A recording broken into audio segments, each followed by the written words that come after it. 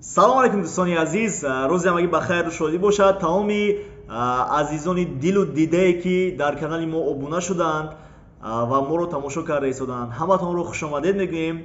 Шумо дар канали Фирӯз FL қарор доред ва имрӯза мавзӯе ки дӯстони азиз ман мехоҳам бо шумо каме ҳам бошад суҳбат намоям ин аст ки одатҳое ки маро кӯмак карданд то ин ки дар зиндагӣ каме ҳам бошад шахсияти худама созам. Яъне одатҳое ки маро кӯмак карданд каме ҳам бошад муваффақ шавам.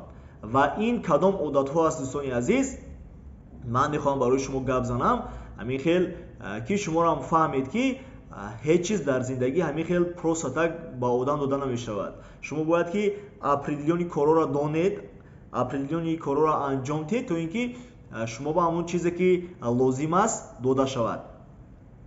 аввал якумин одате ки дӯстони азиз ман дар ин бизнес аз худ кардам ки маро кӯмак кард то ин ки пешравӣ намоям, ин китоб хондан аст. Рости гап, то ба Фаберлик омадан ман бениҳоят китоб хонданро дӯст намедоштам.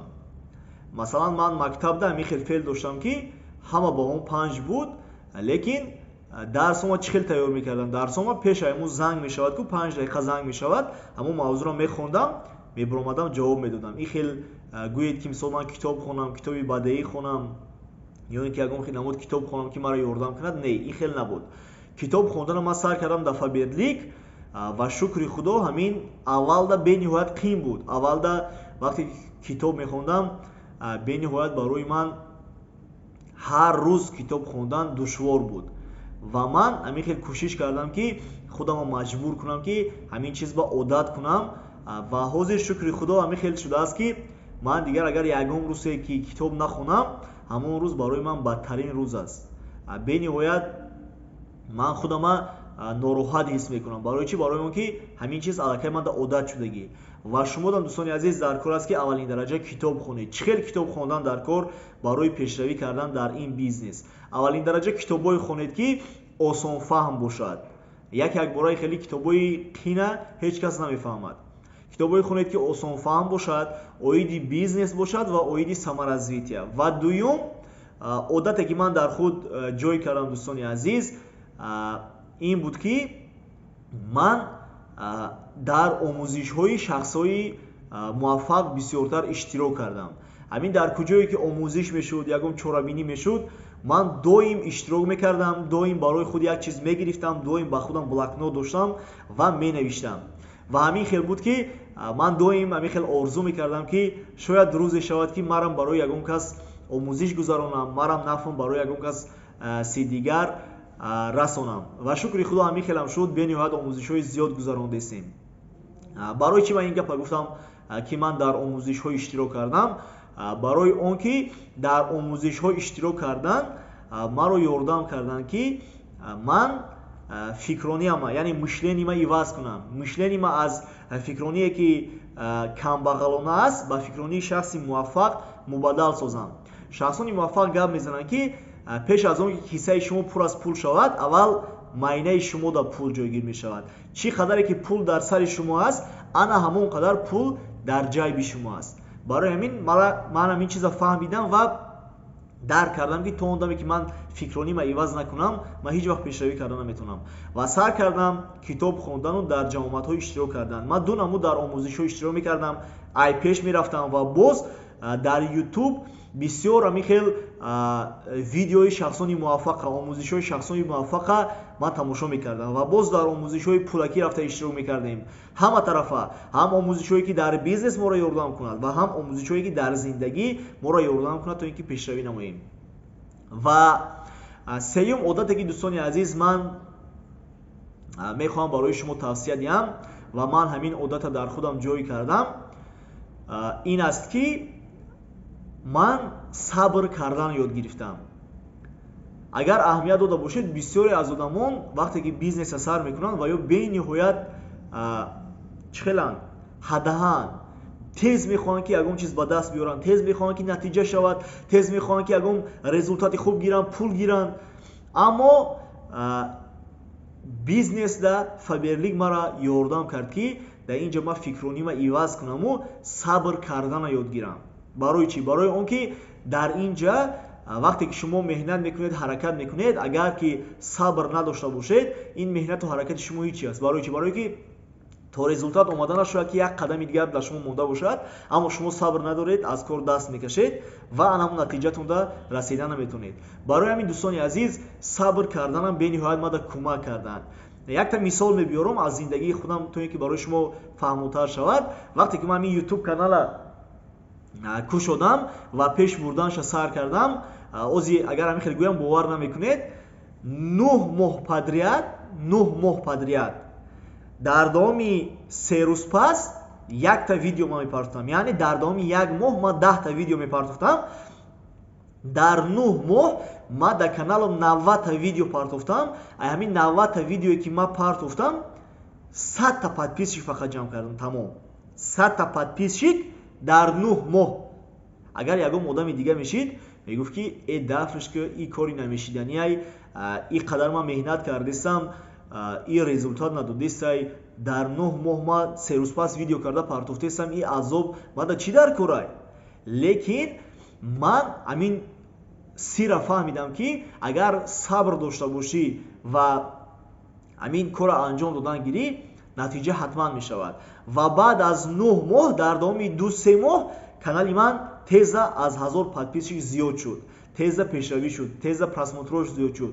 Шукри Худо. Барои ҳамин ҳама вақт дар чӣ коре ки шумо сар мекунед, аввалин дараҷа тайёр бошед ки дар шахсияти худатон сабр кардана, тоқат кардана тарбия кунед.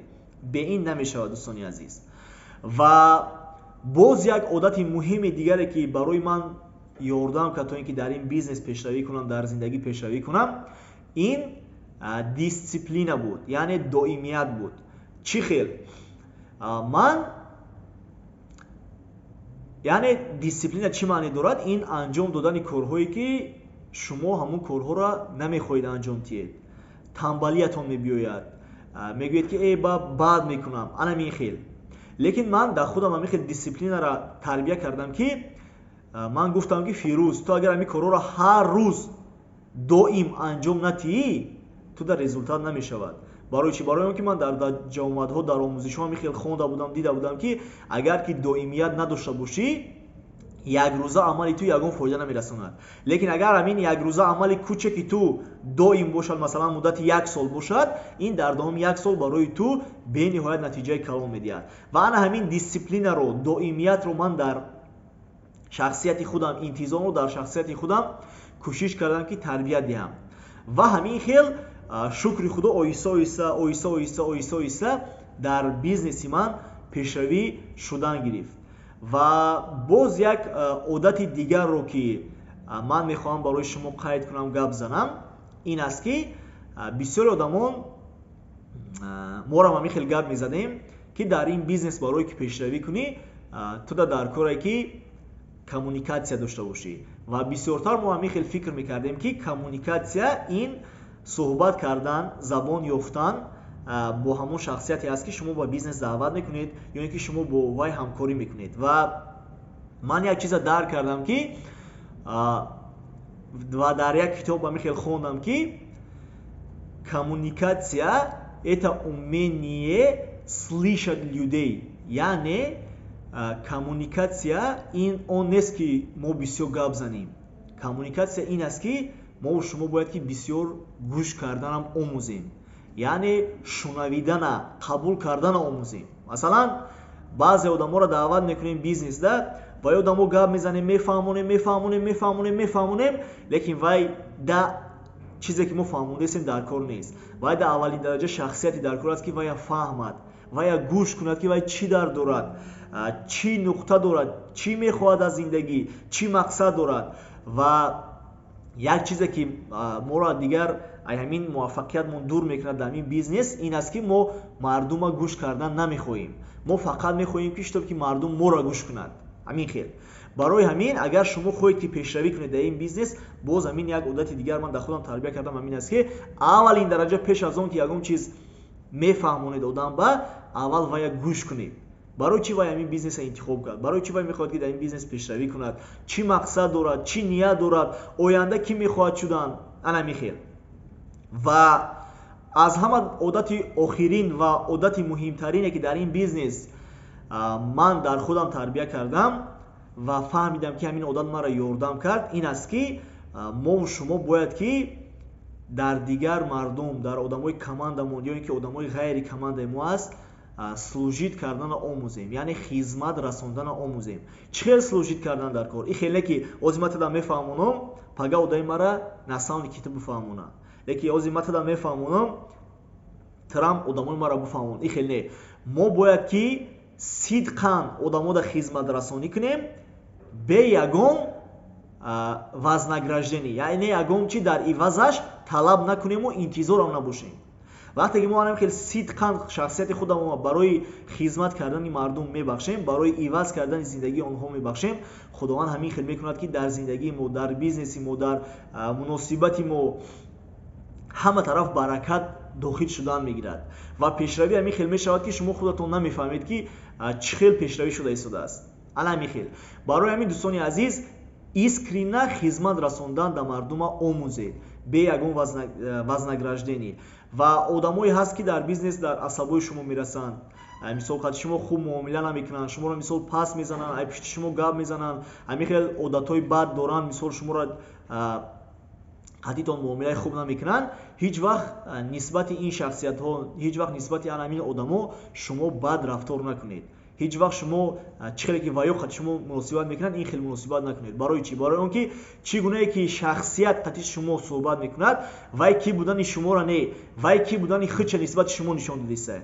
Масалан, агар ман қати шумо бад муносибат кунам, бад гап занам, бад рафтор кунам, значит ман ки будани худма дар шумо нишон додистам. Ман нишон додистам ки ман одами пасти намешиданиям. Лекин агар ман қати шумо хуб муносибат кунам, шуморо қатитон хуб гап занам, хуб фаҳмонам, хуб дастгирӣ кунам, хуб муомила кунам, сидқан аз барои худо ман нисбати шумо нишон додистам ки ман чӣ хел одам ҳастам.